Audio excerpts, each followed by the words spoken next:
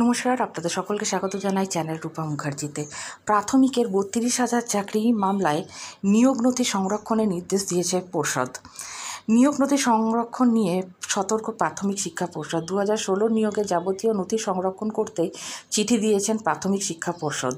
প্রতিটি জেলার ডিপিএসসি চেয়ারম্যানদের চিঠি দিয়েছেন প্রাথমিক শিক্ষা পর্ষদের সচিব। অত্যন্ত গোপনীয়তার সঙ্গে সব নথি সংরক্ষণ করে রাখতে হবে, অনুমতি ছাড়া কোথাও নথি কাউকে দেওয়া যাবে না বলে বিজ্ঞপ্তিতে উল্লেখ করা হয়েছে।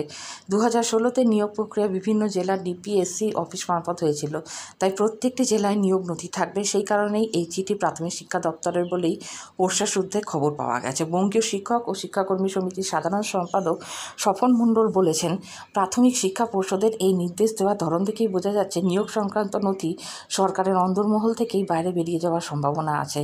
তার চেয়ে বড় ব্যাপার, এই সংক্রান্ত অনিয়ম ও দুর্নীতির যে অভিযোগ উঠেছে তাতে কি পর্ষদের প্যানেলের ভবিষ্যৎ নিয়ে আরও আশঙ্কিত হয়ে পড়েছেন। প্রসঙ্গত 2023 সালের 16ই মে কলকাতা হাইকোর্টের তৎকালীন বিচারপতি অভিজিৎ গঙ্গোপাধ্যায় এই চাকরি বাতিলের নির্দেশ দেন। এই নির্দেশকে চ্যালেঞ্জ করে মামলা করে প্রাথমিক শিক্ষা পর্ষদ এবং চাকরিহারা শিক্ষকেরা।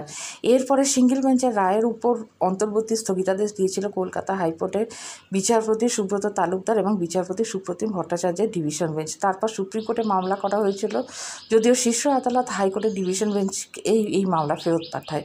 গত 7ই এপ্রিল সাময়িকভাবে শুনানি স্থগিত হয়ে গিয়েছিল বিচারপতি সৌমেশ সেনের মামলা থেকে সরে দাঁড়ানোয়।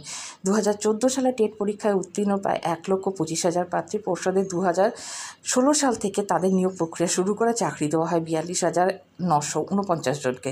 কিন্তু এই নিয়োগে একাধিক ত্রুটির অভিযোগ করে কলকাতা হাইকোর্টে মামলা দায়ের হয়েছিল। তারই ভিত্তিতে চাকরি বাতিলের রায় দিয়েছিল সিঙ্গেল বেঞ্চ। আমাদের নজর থাকবে ভবিষ্যতে এই মামলায় কী হয় তার দিকে।